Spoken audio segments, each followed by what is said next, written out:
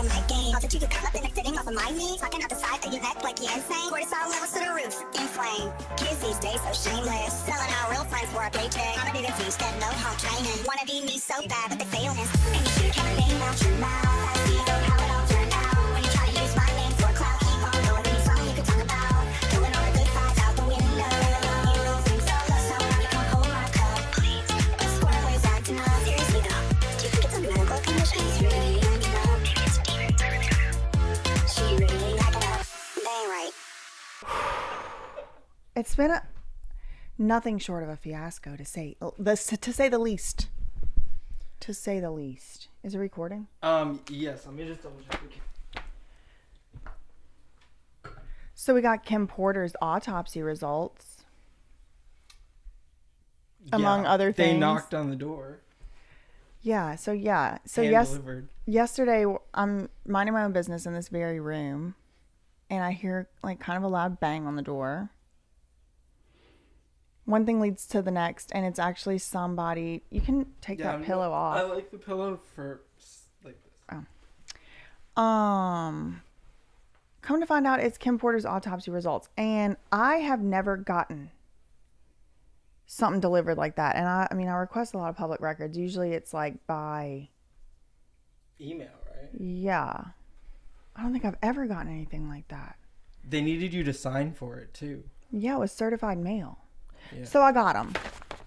And of course, immediately we, started investigating. And actually, Ethan had started the Kim Porter death investigation weeks ago.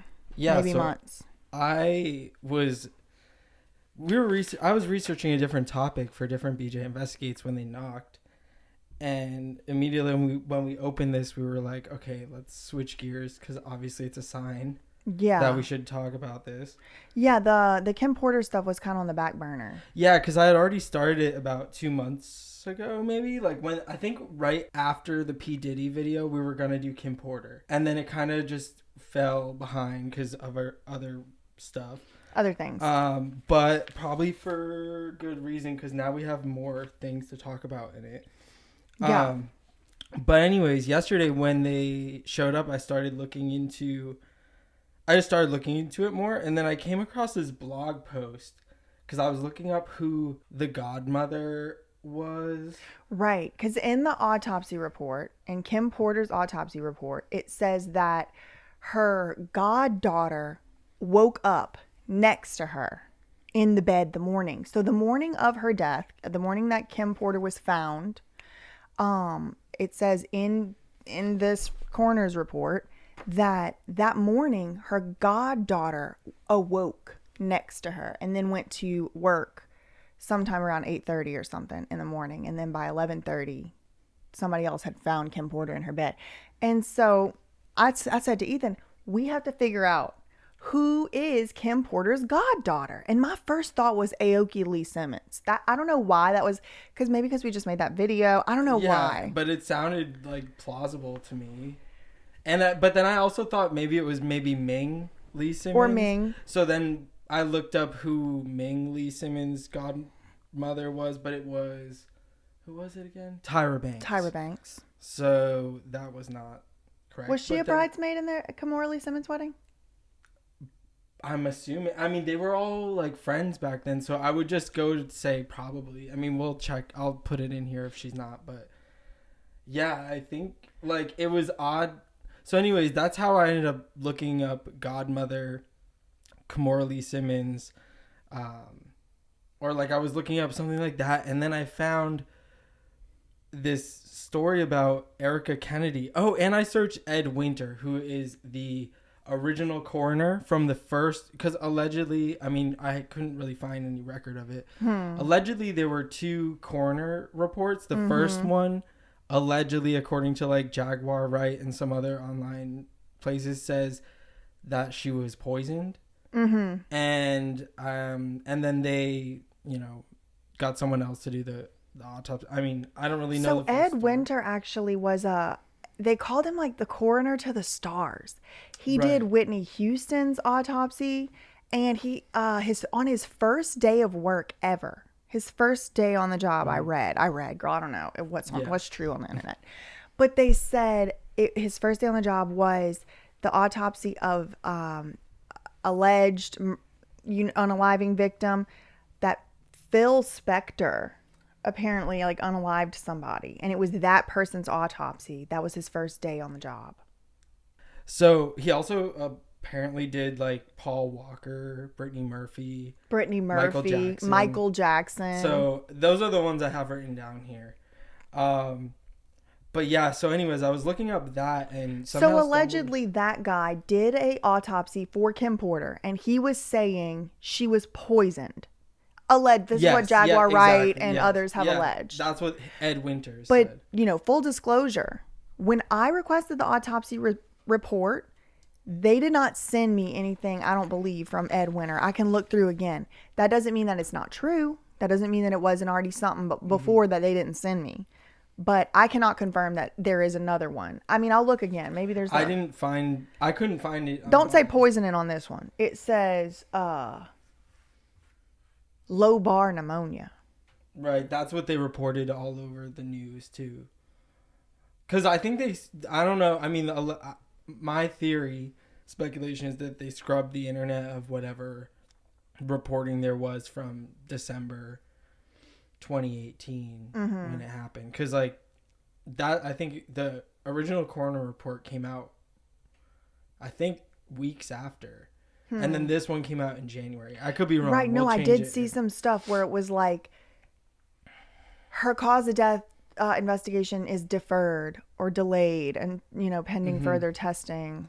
That's what he wanted. He was like, there needs to be further testing. I also read that Kimora Lee Simmons paid for independent private autopsy to be done on Kim Porter. I don't know if that's true. I just read it. The rabbit hole seems to go pretty deep with this Kim Porter stuff ever since we started looking into it. I feel like there's just a lot to it. But that's how we stumbled upon Erica Kennedy's book, Bling. Chick lit is the name of the genre. Yeah. I mean, I remember books I just remember like books were way more popular back then. Everyone was reading a book at the beach, or at least my sisters were. But like this book, anyways, it was written by this girl, Erica Kennedy. And I mean, do you want to talk about it? You want to explain it, or do you want? I think you know as much as me. It was like a New York Times bestseller. With this blog post, maybe I'll just read the blog post because it kind of explains it. So this is what it said. This woman is saying that Kimora also had another best friend named Erica Kennedy, who also died mysteriously, and her cause of death has still not been publicly released. Well, we can publicly release the cause of death because I requested her autopsy report too. We'll get to that in a second. More on that later. So Erica was the godmother to Kimora's kids. That's how it showed up in the Google. And was the maid of honor at her wedding to Russell Simmons. She also apparently had a connection to Diddy and died after releasing a book, which also became a New York Times bestseller, Bling. This is all from this Tumblr post. Kim Porter was rumored to have been writing a book right before she died. So, yeah. Anyways, blah, blah, blah. Erica Kennedy started a career working as a publicist with various top fashion designers, including Tommy Hilfiger and Sean Combs. And Tommy Hilfiger, that's Aaliyah, was working with Tommy Hilfiger in like the early 90s since she was like 13 or something. Right. She was like the face of it. But anyway, so this book comes out in 2004. It's this novel, Bling, about a mogul who's dating a very young girl. And it became a New York Times bestseller. And then she died in 2012. It doesn't say what year it was a bestseller. And so it also said Kimora was one of the first to arrive at Kim Porter's house after seemingly dying of pneumonia. So it also says you can't purchase a book of Erica Kennedy's book anywhere. Purchase a copy of Erica Kennedy's book anywhere. It's like $300 on eBay to buy this book, y'all. You can't find the book. Yeah, so anyways, that's the blog post. I kind of butchered another thing about the so to fill that in, I found some other stuff outside the blog post. One thing I found about it is that the book itself was inspired by P. Diddy and specifically his parties. Mm-hmm. There's a I can show it to you later. I have it on my little notes or whatever over there. But there's like this I think it's a press release, or actually it's the New York Times did basically an obituary when she died in 2012, whenever Erica Kennedy died. And she's the one who wrote this book, Bling. When she died, they did this like write-up on her, like an obituary in the New York Times. And in that write-up obituary in the New York Times, it says there was like all kinds of commotion going on at the time about this other New York Times bestseller called The Nanny Diaries. Oh. And it was scandalizing, like, you know, the elite of Manhattan. You know, they were like, oh my God, I can't believe, did you see The Nanny? It's so scandalous. And Erica Kennedy, Kimora and Kim Porter's friend, was like, And it says this in the New York Times article. I can show you. It says, paraphrasing, but she says, oh, you haven't seen Scandalous. You should see what, you haven't seen Scandalous until you've seen a P. Diddy party. That's scandalous. And it's a quote. I'll show you when we get off. Now I wish I would have maybe we can put it in here. We can maybe put it in for y'all, maybe. We're trying not to edit these, but yeah. But so they're like she specifically says she was inspired by P. Diddy's parties in writing this book. P. Diddy. Yeah. I mean, and then this blog post even said it's rumored that Diddy's the reason why this book, you can't find it anywhere. And I'll tell you what, she wrote 2 books. One she wrote in 2004, Bling, and one she wrote, it came out in 2009, called Feminista. Feminista is, you can find it anywhere you want to look. You can find it everywhere. But to find Bling, you have to pay $300 on eBay. And it looks like they're not printing it again. And guess what else I found out about this book? What'd you find out? The publisher. Oh, yeah. Tell them.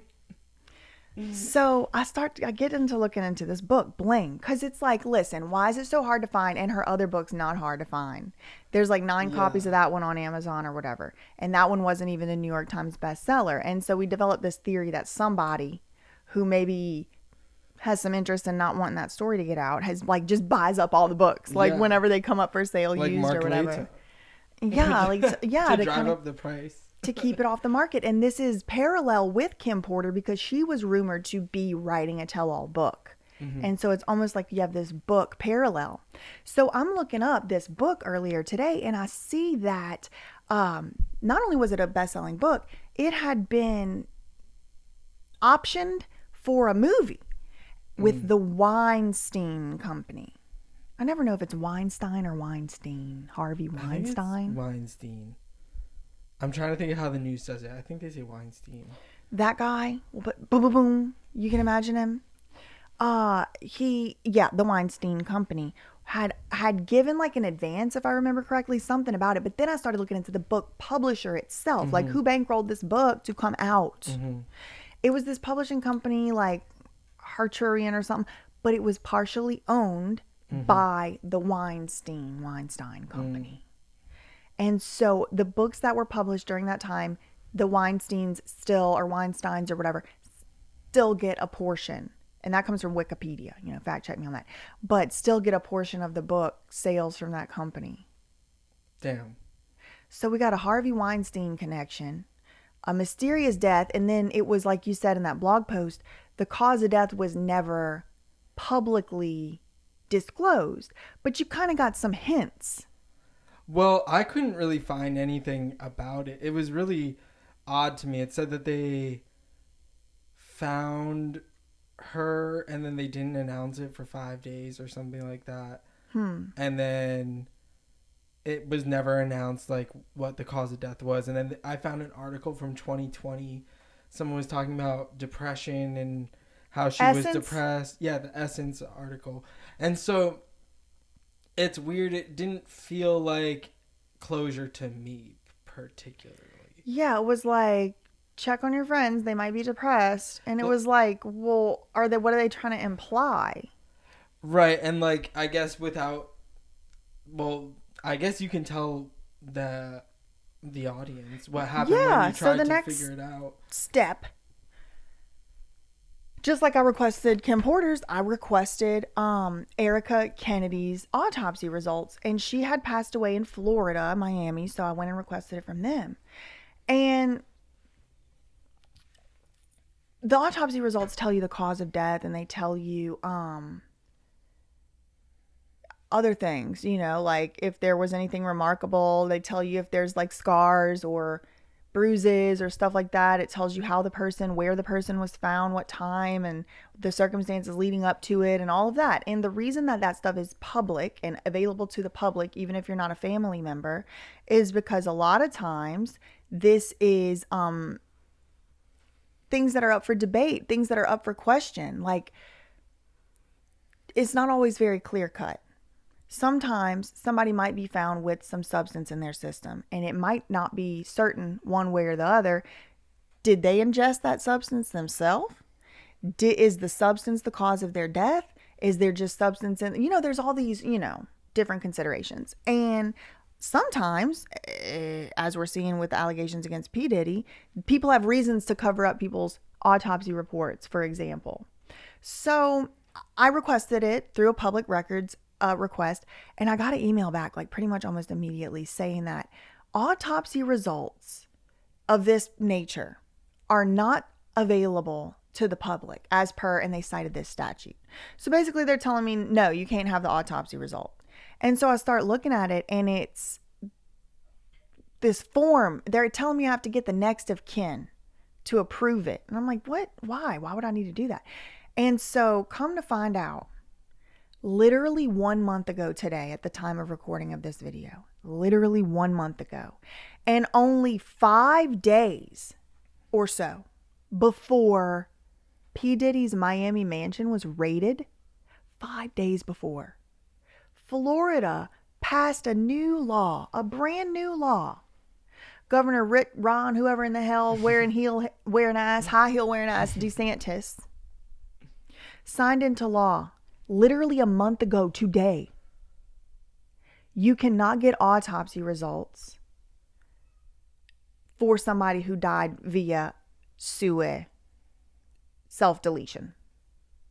It was in March 23rd, 2024. But it does tell us what, specifically, explicitly, what her cause of death must have been marked as. Because the only deaths that are exempted from public records are minors, like children, and SUI, self-deletion. Right. Well, didn't that email even, didn't it explicitly say that it was, or... So this is the form they gave me. Or look, it says this. According to Florida Statute 406135, an autopsy report of a person whose manner of death was SUI, held by a medical examiner, is confidential and exempt from the statute that makes it a public record. So then they're basically saying it was a SUI. So then, yeah, I mean... Yeah. It doesn't get more cut and dry than that, but also... And there have been people that come out like against that bill and like said that that is a bad bill. That is a bad rule to have because it makes it easier to cover up suspicious deaths. Because how hard is it to just, for a P. Diddy type, to just pay off the one lone medical examiner to prove it a suicide, especially when you look back at the Kim Porter thing 10 years later or whatever, or 6 years later, and her death, it was like one medical examiner said one thing, then he ends up dead, then another medical examiner said something completely different, even though she's like been fine. Didn't you say that this bill too, they've been trying to pass this bill? They had passed it back in like 2000 or 2001. And then it went to court. Maybe it got overturned. Maybe they withdrew the bill. Basically, it was like, it seemed like in Florida, like it just didn't happen, or it did and they amended it or they overturned it or something. But yeah, it does seem like they've been trying to do this in Florida for the longest. And it's not lost on me that this is the Scientology headquarters. I would bet every dollar that I have and at least 2 of my appendages that Rick DeSantis is a Scientologist. What's Ron? The one that wears the heels. And if he's not, he's definitely A sympathizer. A squirrel. Whatever it's called when you're a supporter, an outside supporter. Either way, he's a sympathizer, a supporter sympathizer for sure. Same shit. But anyway, so yeah, I mean, I think if you live in Florida, write to your senators and your Congress people and, you know, peacefully redress your grievances with the new public records law. But we can report, you know, it seems as based on the answer to our email that this is a SUI situation. So, yeah. And then you have like Al B. Sure saying back in 2020 or so that he didn't even think that Kim Porter's death was from pneumonia. He said he thought it was a murder. Her ex. Kim Porter's ex, Al B. Sure. Oh, right. And the father of Quincy, who Diddy ended up raising. I haven't seen what he's been saying lately. I feel like he hasn't said much. He said that Kim Porter's death is a murder in a now deleted Instagram post. And she didn't die from pneumonia. He didn't say it like that. He said it right. Wow. Yeah, I mean, it seems like he's probably in a difficult situation. I'll be sure. If his son is with Diddy. I heard from Jaguar Wright yesterday that his son Quincy is missing. I haven't heard. Jaguar Wright said that, y'all. I don't know. I'm just quoting her. Maybe he's been found or something. So anyway, we go to try and find this book. Because, I mean, it's not in the budget to pay $300. It says on Google straight up, it said available at the Princeton Library. Well, I guess I just read Princeton in library. I didn't really read anything else. And so we went to the Princeton University. Public library. Well, yeah, the public Princeton Library at the Princeton University. Yeah. And we but looked it's the up one and that, down. like, you know, us commoners can go in.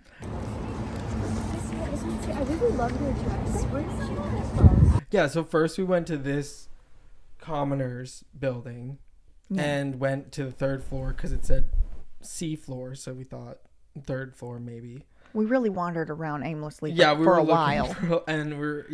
Like I didn't spend like thousands of hours of my life in libraries. I acted like I'd never been in one in my damn life. Like I was committing a crime trying to check out a book. Right. And I felt like somebody was going to get me. I don't know why I felt like it that. Felt like we needed a mask or something. Like, I don't know why. Everyone was looking. Yeah, they were looking at us like we didn't have a mask on. I was trying to blend in. Anyways, and then realized that it was at the other library that was across the highway. The main road. We can't even get into because we're not students. Well, I guess you can get in, but I forgot my ID, so we had to leave. But so they have the book locked up.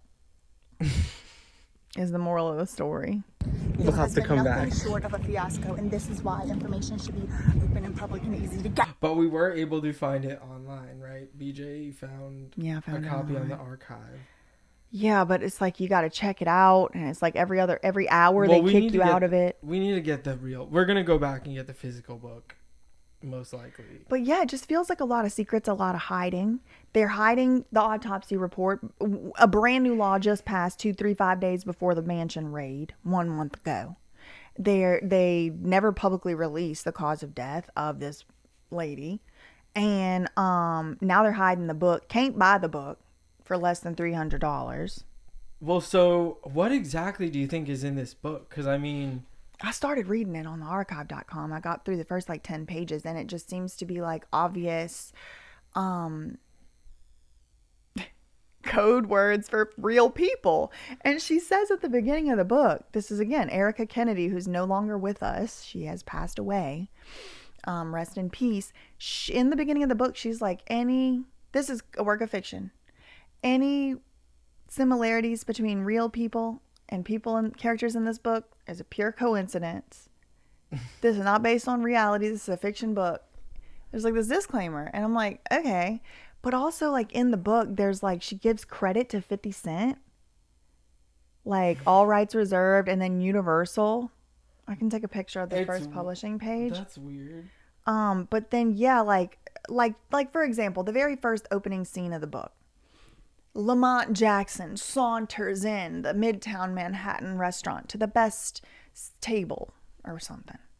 And he's meeting his 66-year-old music mogul friend who was just getting ousted at that very time from Augusta Records. Well, I mean, if you fact check reality, or at least this one we're living in, this matrix, I don't know, girl. Clive Davis was ousted from the company that he founded when he was 67 years old.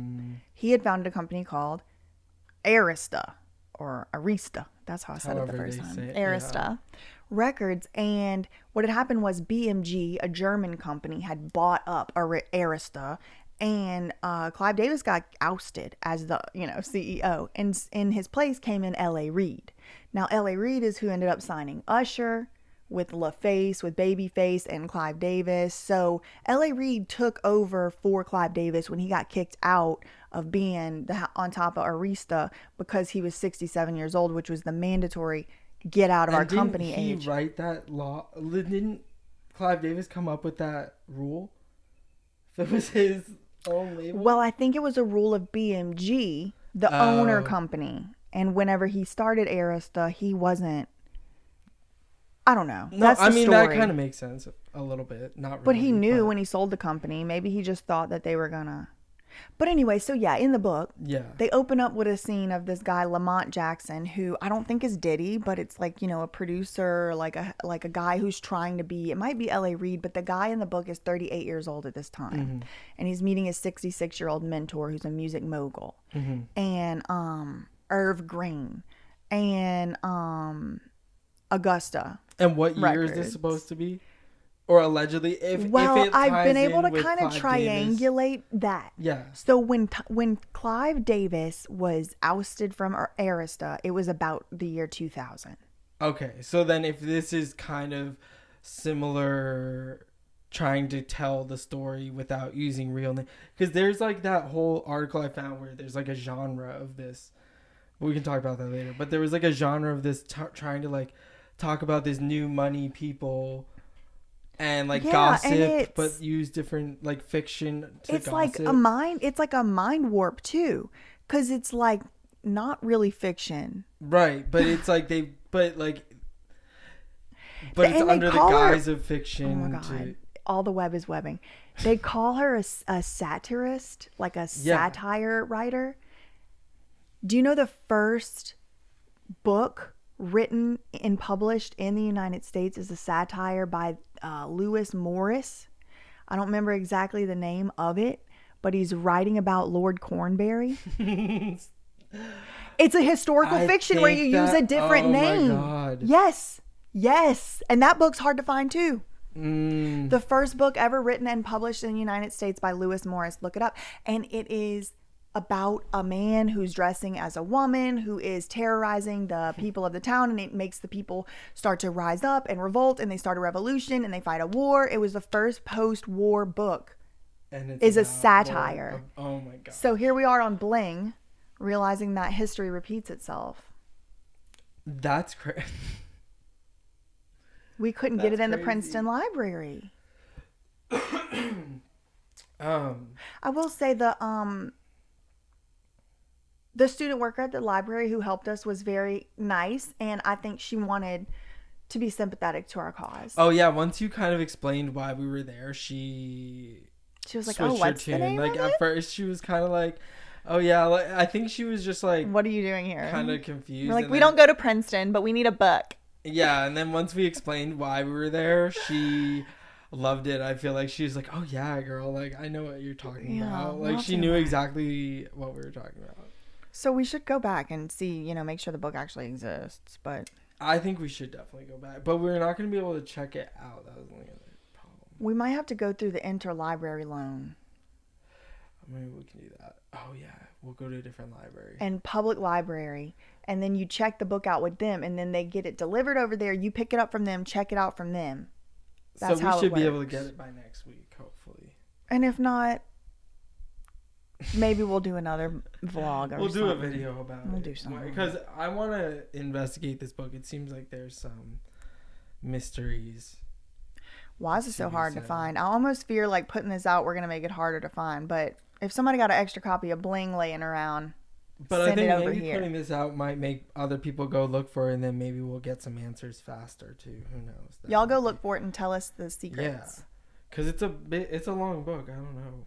Got lots of, there's a lot to. It is like 400 There's pages. so much, so many things to look at right now, like with this whole case and with everything. So many. I haven't even been able to keep up with my favorite, channels of other people's stuff because I'm just like nonstop working all day. Well, it's like, it's also crazy how it's like keeps going back to Clive Davis, and it keeps like, I mean, Did you see Suge Knight was calling out Clive Davis by name specifically from his collect call phone to PBD? no, I didn't see that clip. PBD will interview anybody. I think I was listening to that clip and it was like too grainy through the phone. It is hard And so I kind of to stopped fully listening. hear what he's saying because that phone recorder. Yeah, I agree. But what do you say? Well, he said that Clive David, okay, so what he was saying was basically like, yeah, P. Diddy, whatever, but P. Diddy was, he said, like in my opinion, P. Diddy was a normal person until somebody got a hold of him. He was seeking out this mentorship from these, older men. His dad, whatever, wasn't around, whatever. And he said, somebody taught him that. Somebody taught him that. And then PBD was like, who? That's insightful. Who? Because, I think sometimes he even kind of knows stuff and he just wants to, not be the one to PBD. say it. Especially after the Dame Dash fiasco where he assumed one thing once and I thought Dame Dash was going to come across the tables like Jesus in the temple. Sometimes people, they'll be hinting something. You're actually not even sure if you're hinting at what you actually know or not. True. True. It's like, what do you mean? What It's like, what I is think I the catch your drift, but like conspiracy? not really. Yeah, no. But anyway, okay, yeah. So PBD asks him, okay, that's insightful. Who trained up P. Diddy? And he said Doug Morris and Clive Davis. I don't know the other one. Who's that? He's like a big like he was like the guy at Universal at the time, like the top lead head guy of Universal, like maybe CEO or something. In like the 90s or 2000s. Yeah, I think it was like the 2000s. Because it was when Diddy was like going, because Suge Knight was saying like basically, even if Diddy's records didn't like recoup what they put in, he could go to different points of contact at Universal because it's this huge company. It's literally called Universal. So he would go to like a Doug Morris, a Clive Davis, whoever else, and he would be able to get money for his projects. And then it was right before that then Suge Knight went on to say, the secret rooms is what's running the industry. It's not about recouping for your album. It's about the secret rooms. And that's why Diddy was able to go and get money to just keep getting. Nobody else had that kind of pull. Yeah, because he probably was not recouping the money that he was taking. He was probably getting all these expensive music videos and other things. And what was he doing with that money, according to Lil Rod? Bribing. I'll give you $2 million. I'll give you $250,000 to get all the instruments you need if you fill in the blank. Yeah, I mean, that's the lawsuit allegations. I wasn't there. I don't know. Yeah, well, yeah. I mean, it's just there's a lot to speculate there. There's a lot of with the lawsuit coming out. There's just a lot of questions, to say the least. I'm wondering why they haven't even charged P. Diddy with the first thing. It's been a month. Not one arrest.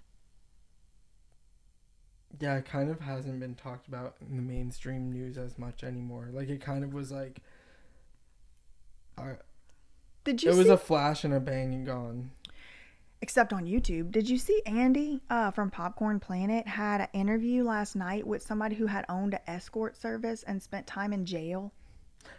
I think I saw you guys watching that briefly. I didn't watch it, but... It was wild. She said that she was set up, and she admits that she was doing wrong stuff, which I do think I don't really see a difference between what she's doing and what Christina Karam or any of the rest of them was doing, you know. So I do think it's a little bit of an icky profession, like how she was doing it. But she had owned it. She called it an escort service, and she would provide workers to parties for people, and a lot of her clients, she said, were very wealthy and powerful and all that. And P. Diddy was one of them. That's what she said. and she was dealing with with his head of security, Fahim Muhammad, I think that's who it was. I need to go back and check. But she was like, I never really dealt with Diddy. I just dealt with this head of security guy. And also she started trafficking substances with the women as well, like both. And she was like, before I knew it, I was way in over my head. They had basically been the only reason that I was ordering that amount. Because really what they had first asked was give up my supplier. Because they wanted to go to that person and get bigger orders. And this lady was like, and then I was like, I couldn't do that for obvious reasons. And so I just took it on myself to then, you know, meet the demand, because it was more like party favors. Like everyone has a better time, whatever. And so she was like, then I was going to meet him one day to effectuate the transaction. I had the money. And then he said loud as hell in the middle of this cafe. She was like, it was really loud. He said, do you have the money? Really loud. And then before she knew it, she was swarmed by DEA agents getting arrested. P. Diddy's head of security. She said, again, I might be misquoting. You should watch it, and y'all should go watch it. But that's how I remember it going. Damn. That kind of adds credence to the he's an FBI informant theory. Or an informant for the FBI. I'll need to watch that. That's crazy. I mean, she's like, take it for what it is. You know, Yeah. I'm not sure she's the most trustworthy of all characters in life. I don't know. Maybe Still she interesting. is. I like watching those kind of videos. You should. Or You should. like Everyone I watch like it. to see all sides of it, all different angles, like even the theories people put together. Me too. I love a theory. I can take it for a grain of salt. Still interesting. Same. You know, yeah. That's what I'd be doing. So what else were we gonna discuss on today's episode, or do you think that's where we should leave it? What else? We're gonna talk about the book. We're gonna talk about where's your Was list? it Ruby Franke? Oh, it's on my phone over there. But there was something else before. Was it Ruby Lisa Frank. Left Eye? No. No, that was the last one. I think it was just the book. I think it was Go and Get the Just Book. the book. Yeah. Okay. So yeah, Ruby Franke and Ruby Franke Hildebrand news. And this is specifically on my radar right now because I just released this video on my other channel, That Surprise Witness TV, about Lou Taylor, Britney Spears and P. Diddy's business manager. And she's also got Meghan Trainor, Jason Derulo, Travis Scott, all the Kardashian Jenners from what I've been able to check, Chris as well. She's like all church lady of Hollywood. So I made a video about her, kind of going through her origin story and talking about like what she was doing all the way back in the day. And to come to find out, she's been relying on this sort of Christian lady image for a long time. So a lot of people have been commenting on that video saying, this is Hildebrandt. This is Jodi Hildebrandt. This is Jodi Hildebrandt. Oh my God, this sounds just like Jodi Hildebrandt. This sounds like Ace Passengers. This sounds like Ruby Franke. And so it's like people have just been bombarding me with that. Well, the way that she reached out to Britney in that email or the letter when she said, like, what was she saying in that letter where she's a pastor's wife and she's a Jesus freak or something. Like, I mean, it just seemed like sketchy. A pink hat with the added benefits, and then something about deliverance. You're going through the deliverance process. And like Britney was like emailing her lawyer saying like, I'm scared for my life. Yeah. Britney was scared for her life. Like, if you want me to pay you, like, if you want me alive, like I need to be alive. Do you care if I do you care if I die because I cannot sign your checks if I am dead? Exactly. Or something like that. Something like that. So the Franke child, the oldest or the second oldest, he's the boy. He's the one that didn't get to have a bed for 7 months or 2 years or something. And sent away to wilderness camp. They sent him to the wilderness camp in Utah. Mm-hmm. I don't know where it was, but kids die in those. Provo, Utah, just like Paris. Paris Hilton, where they successfully reprogrammed her. So he came out and he was talking. Mm-hmm. Did you see? Yes, I saw. So what's your thoughts on that? Just like the whole thing. I thought the most shocking part of it all. Well, I saw the Spill Sesh video, and the most shocking part to me was when they were talking about, or he was outing Jodi Hildebrandt and his mom by proxy. Yeah, he that kind of they were- outed his mom and Jodi. He Like, he kind of didn't confirmed even- some of y'all's suspicions. Yeah, like he didn't really name his mom, but he kind of said it afterward. I guess he did. He said, "I think Jodi Hildebrandt is a lesbian," and then he said, "If you just look at my mom and her's behavior," so he kind of did. Her behavior is like around my mom, and yeah, I mean, I can't believe he did that, but at the same time, she kind of like, his mom kind of did that, his dad kind of did that. I really didn't dive too deep into the 8 Passengers clips. Like, I saw the compilations that are left, but you know, a lot of those have been deleted and stuff like that. And just from the clips I have seen, they were the parents, both the mother and the father, what's her name? Ruby, and whatever the guy's name is, the dad. Both of them were very like humiliation driven with them kids. Like, they were reading their text messages at the table and posting those conversations to YouTube. It was... Well, I have kind of a theory about why he might have done all this, and why that might have been the most shocking part to me. Well, why he might have talked about all this stuff on a live stream. What's your theory? Well, because he lives with his dad right now, and watching the dad's interview with the police kind of raised my eyebrows. Or I feel like no one's really focused on the dad as much. Or I mean, the internet sleuths are like, I see people talking about the dad. I see like the Rabbit, other people go live and they'll talk about this dad, but like the mainstream news has not really been talking about. They talk about Jodi Hildebrandt and Ruby Franke the whole time, and it seems like a good way to kind of shift the focus still back to them, like sensationalize it a bit, like, ooh, did you know they were like confirm the suspicions, like, ooh, they're lesbians, or like, well, you know who else he's also said somebody else, Pam.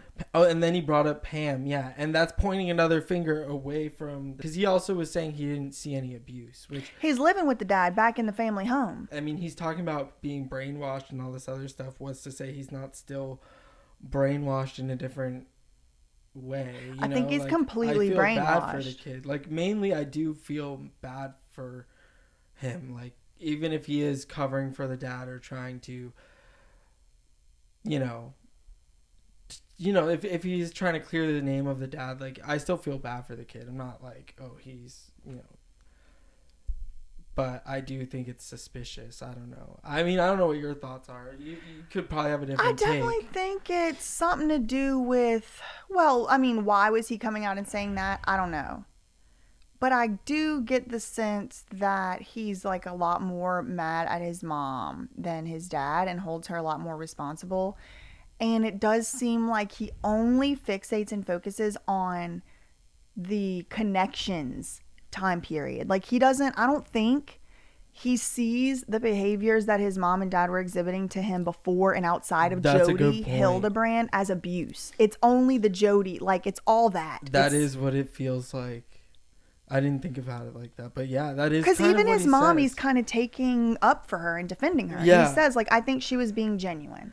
I think she, maybe could have won an Oscar with doing all the dramatics and the theatrics, but I think she was being genuine. But that doesn't add up, even that in and of itself. Why would you say you thought it was genuine and you thought she was acting? He was kind of contradicting. It was very, I don't know, it's kind of like confusing to me watching it. I couldn't really understand what his objective was, but it definitely felt like some way to kind of just like sensationalize certain things. Like the lesbian thing is really not a big deal. It doesn't really matter in the grand scheme of things. Like, kids were being abused. It doesn't matter if who cares? Yeah, a lesbian that's the or not, least or of our having an concerns. affair. Like, the girl was found in a closet, like locked in a damn closet. Like, that's more the kids had duct tape and cayenne pepper on their wrists. Yeah, like, I think that's what, like, he didn't say anything about that in the live stream. He definitely seemed like he believed the abuse was happening now that he saw the additional evidence, I guess. But, like, I don't know. I have a hard time believing. Yeah, he said that too. Time. Like, oh, we didn't notice that it was abusive until recently or something. A few weeks after the arrest or before the arrest, and it was kind of like, I know that's not true. There was how many kids in the house? 6, and not 2 of them came together and said, "This is And where the house where they found the kids, was that Jodi Hildebrands' house, or was that That's what they the say. Franke's house? Because that was like an empty They say it was house. her house, and I bet you like it's some type of real estate scam or something. Girl, I don't know. I wasn't there. I'm just totally Yeah. speculating. Speculation But alert. when but you yeah. see those super empty houses like that, it's usually because they're like not someone's permanent house. It's like just real estate they own, probably or have- it's gonna be a rehab facility, or it's zoning for that, or like it's usually something else is going on. It's not just an empty house sitting there in the foothills of the beautiful canyons of wherever they are. I'm sure the Salt Lake Mormons, City. you know, I don't know much, but like I'm sure they have like developments that are just Mormons, you know, like Right. where it's like cookie cutter houses and they all look the same, like what we saw in those videos. So I don't Theirs know. was like this custom like mansion carved into a mountain. Oh yeah, That but was but like- looked like there was other ones near it too. I guess Definitely other ones. That's how that Yeah. kid was able to get to a neighbor, because he was like walking. That's why I from feel like neighbor to there's like neighbor. developments of these giant mansions too. It's like they're probably secluded. I've heard the off- conspiracy theory that the 3 women who were in charge of connections were all sister wives, and then Somebody call TLC. somebody called TLC. That show went to shit. I wonder why. It was a it was a complete recipe fiasco. for disaster. I mean, It stopped. It was kind of like at first kind of a train wreck. You couldn't look away, and then it was just like inhumane to keep looking. I feel like that about season 4 of Darcy and Stacy. yeah, a lot Put of 'em out those to shows I pasture. just kind of had to. And by that I mean cancel the show because they need help. I don't mean, you know. I wish no harm to befall them. I hope the best for them. Poor things. Bless their hearts. So what else do we have to talk about? Lisa well, Left Eye. I guess I mean I could tell you some of the things I found about Left Eye, because the Aaliyah rabbit hole sent us down. Everybody got killed in a plane It crash in basically 2000 rabbit hole. Yeah, and well, there's Left Eye and then Whitney Houston, and it all seems to point right back to allegedly they were all working with Clive Davis at the time, or somewhere around Clive Davis. But yeah, with Left Eye, what was it that I really was shocked I like the by? website stuff. So, well, yeah. So, I mean, what I was finding today was that that guy just Jari, what's his name? Jari, and he made a video about Left Eye's forgotten solo career, because that was something that I was interested in when I first started looking into Left Eye. Her debut album came out in the UK, but it was never officially released in the US until like 2009, and that was 7 years after she died. And How old was she when she died? I forget, I think 30. So she was Okay. 30. But so her first album was released in the UK, and then they took it, basically it flopped, or it didn't do well, and then they never officially released it in the US. And by the time it came out in the US in 2009, it was like a completely different album. And if you go to streaming services now and you look, you'll Didn't you see say they that replaced her with a robot too? that was another time. So that was for TLC's third album. So this is all from the Just Jari video. We need to link it below if we It remember. was, yeah, like go and watch it, because I mean it's crazy. Like, so the robot thing was because she allegedly stopped showing up to the studio because she was fed up about the third album. I mean, we'll get into it. Yeah, we'll all do like one a day, full 'cause we're gonna do a whole investigation, video, yeah. and I'll put this part in for sure because it ties in with everything else we're gonna talk about. But basically, she stopped showing up to the studio. So then the producer, Dallas Austin, who he was in the pictures with Britney, Paris, 50 Cent, Diddy, the night before the VMAs. The VMAs, the Britney Spears sabotage VMAs. Yeah, he's the one in the yellow shirt. So he was hanging out with them. And With Left Eye, Lisa Left Eye Lopez. Well, anyway, so he was Left Eye's. He was TLC's producer, the main big producer at the time for them, and he replaced her with a robot called Vicky. And it was like she, I guess, was okay with it. Like when she came back, because she was kind of like already fed up with them. Like I think she really just wanted to do her solo shit. So she's like, cool, like a robot's gonna rap in our song. Like she didn't see it probably as a replacement. She probably just saw it as like an extra. Like thank God I don't have to rap that stupid song or something. Right, because she like kept trying to submit songs and they were like denying all her music. So by the time her album came out, the one in 2002, which I listened to, it's really good. It's like really it sounds kind of like what Pharrell was going for ish, but anyways, I'm trying to be her so bad. 2009, the album actually gets released in the US after she's dead, and there's like random features on it, like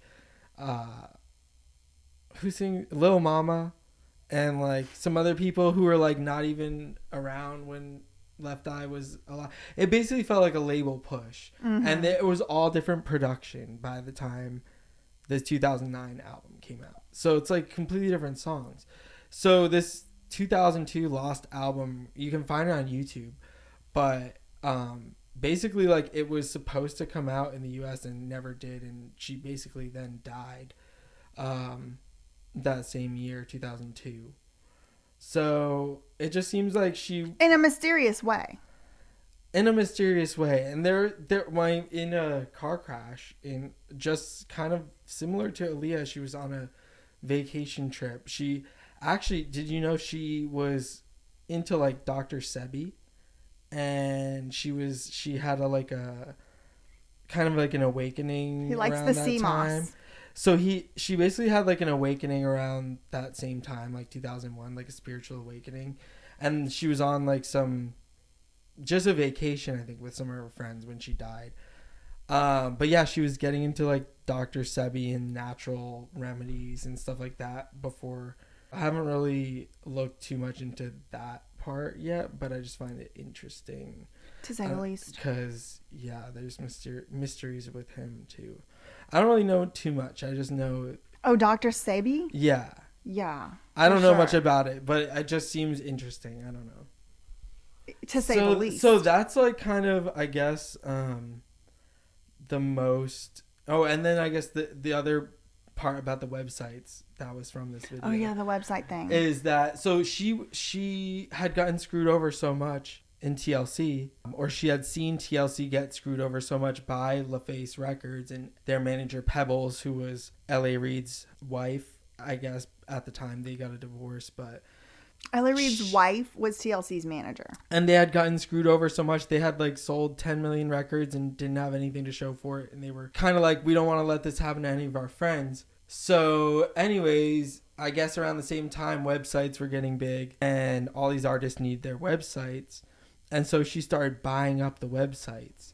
Because other people were. So that she could give them to her friends for free. So they wouldn't have to pay like $10,000, $20,000. So people were basically cyber squatting. Extorting, yeah. And I think it was the labels. Because Lou Taylor, when somebody ran a background check on her one time, she had bought all these End the Conservatorship domain names, like freebritney.com and free End the Conservatorship, see ship end it. Like she had bought all of them. Well, so I think that's what Just Jari was kind of hinting at as well. Because it seems like, or whoever wrote the article about it. Like the record companies, like, were the same ones in charge of what their names could actually be. Or Lil Kim. Well, yeah, Lil Kim herself, I feel like, was kind of hinting that these labels and the music industry is who's doing this. It's not like some random person or some company. It's like this label knows they're going to sign this artist. They can get an extra $20,000 recouped or paid back to them through some shady business. And they were charging like allegedly. Ethan said they were charging $4 or $5 million for a beat. Yeah, apparently I found it, or it was in the video there, allegedly, or maybe it was somewhere else, that Dallas Austin guy tried to charge $4.8 million to TLC for a beat one time. And that's like, That's It's how artists insane get because screwed over, because it's- it's just a big racket, in my opinion. I wasn't there. I don't know. It is just like it's just like the Hype Williams charging $1.8 million to Jay-Z for a music video. It's like, it doesn't cost that much to make the video. You're charging extra for your presence. Yep. And it's supposed to be your friend you're making the video for. Or it's like, I don't know. It's like these people, and then maybe not friend, but it's like these people are hired by the label. It's like the label is hiring Jay-Z or hiring Hype Williams or hiring Right. Dallas Austin for that, It's and they're just okay like with Dan paying for it. Schneider is hired by Nickelodeon. It's like they hire these guys knowing full well what's going on. Like, yeah, well, like LaFace wanted TLC to pay $4.8 million to Dallas Austin. It's like LaFace doesn't care because it's Right. TLC's money that's getting used. Right. And it's actually not in someone like L.A. Reid's best interest to have their artists have a whole bunch of extra cash laying around, because that gives them more leverage and more options, and they need to own their artists. Which I think was the big issue with Left Eye, which we'll get into it. But yeah, I think that was the issue with her, is that she was outsmarting these label executives. She was like, if you guys aren't gonna take my music, then I'm just not gonna show up to the studio. Y'all can make the whole third album by yourselves with the robot. With Vicky the robot. And I'll make yeah, exactly. I think that's why she didn't care about it so much. She was like, fine, you guys can have the robot rap. Like, that's fine. Love less that. work because Slay. you're not even taking my ideas. So, I mean, I like Left Eye. From everything I've read about her, I think I co-sign some of the things she Justice was for doing. Left Eye. Yes, so look out. I think that video will be soon at some point. I don't have anything else. But yeah, I don't have anything else for today. Hopefully we'll be able to find Bling. Yeah, we'll let you know how the book hunt goes. Stay tuned. All right. Okay, bye. Love you, meaning goodbye. There's a red dot. I think that means it's recording. I'm here reporting to revolutionize the vlog YouTube space, cracking one case at a time. Oh God. We're on our way to the Princeton Public Library because why? You might be wondering. Because they're hiding stuff from us again. They're hiding stuff from us again. This time it's a book. You want to try and buy this book on the internet? It's $300. We're going to the public library. Stand by. 6.5 hours later. Hope we don't lose the Bling book. We ain't got a driver's license between us. They have a man over there grunting. Okay, so we're going straight to the stack. We're going to go straight to the stack. Yeah, we're not gonna ask nobody for any help. It's a beautiful day. Sometimes when I'm walking around Princeton, I feel like it's just like Epcot or something. Like it's fake and everyone's just playing roles just for me. Do you ever get that feeling about this? Especially in this area. Like they heard we were coming, they showed up. This is the monthly art. They change it out every so often. I don't know if it's actually monthly. This is my favorite restaurant in Princeton. Oh, that's the library. It's right across from my favorite restaurant, Mistral. I'm kind of nervous. What's that guy up to? He knows about Lena Morgana. Okay, let me put this away. You are allowed to film in a public library, but we're not doing an audit. We really need this book discreetly. Okay, bye. I really love your dress. Where did you get it from? Oh, man.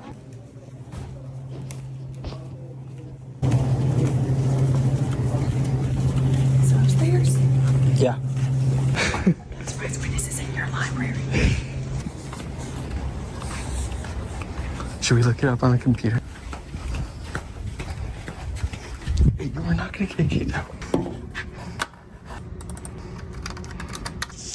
You found it? Yes, gotta go to the sea floor.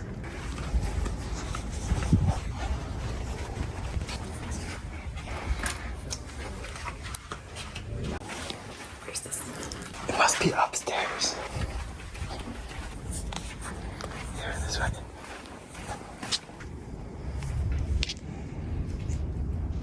God, should we ask our friends? And the seafloor is, yeah. I bet it's up one more, though.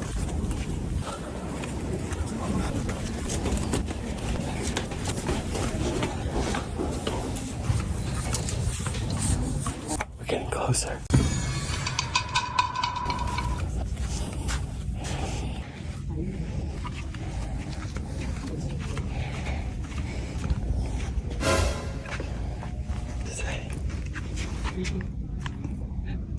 PS. I'm in the wrong library. Girl, Apparently we were in the wrong library. it's across the street. Cornerstone. No, it's the other way. It's on campus. Architecture right here. What is that? Oh, am I talking too fast? Sorry. No, it's the walking speed. Yeah, oh, I meant walking. Sorry.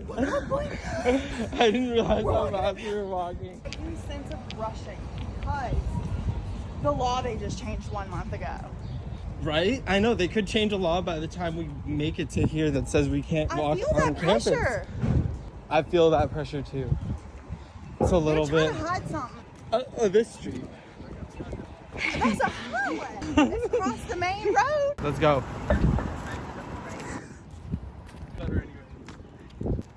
Oh wait, I didn't get that. Oh my god, it's so pretty here. This is gonna be an overlay.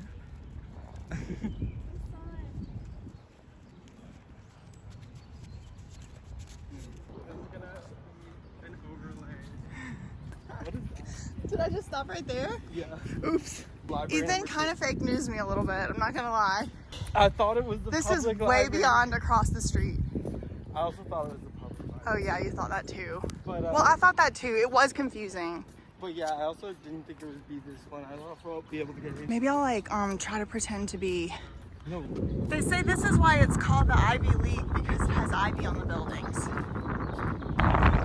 It's gorgeous. Isn't that cool? This one looks real old, like some type of church or something. Oh my God, we have to go through these hallowed halls, this sacred portal. We're going through the sacred portal. Yes. Alright. Probably looks so good. Oh wait, I've been here and yeah, it looks pretty. Check out the custom. Oh, look at these lights. Check out the custom Princeton stained glass. I know, that's because it used to go to school here. Pardon me, are you Aaron Burr, sir? Oh, well, sure, sir. I'm Alexander Hamilton. I'm at your service, sir. Oh, it is alive and well out here. Oh, I thought that said blood height. Alright, let me check that building.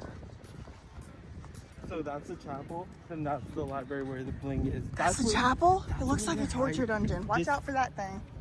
The gray cube. That is where they're hiding the Bling. Oh, this is where they're hiding the bling. Yeah, you do the talking. I'll do the being cute. A few minutes later. So they almost let us take it, but I forgot my ID, so we'll have to come back. Nothing short of a fiasco, and this is why information should be open and public and easy to get. Step to the plate, done. I'll take a challenger. I ain't scared of no low-life scavenger. I should warn you though, if you haven't heard, I ain't no Colleen ukulele ballager. Shots been fired. You wanna tell that? Say it to my face though. Now behind my back, won't be long till you share it in a group chat. And when I call you up, you're gonna backtrack. And you should have a name out your mouth. Ask people how it all turned out. When you try to use my name for clout, keep on going. Any song you could talk about. Throwing all the good vibes out the window. Seem so lost, somebody come hold my cup, please. A squirrel is acting up. Seriously though, do you think it's a medical condition? He's really acting up. Maybe it's demons. She really acting up. Ain't right.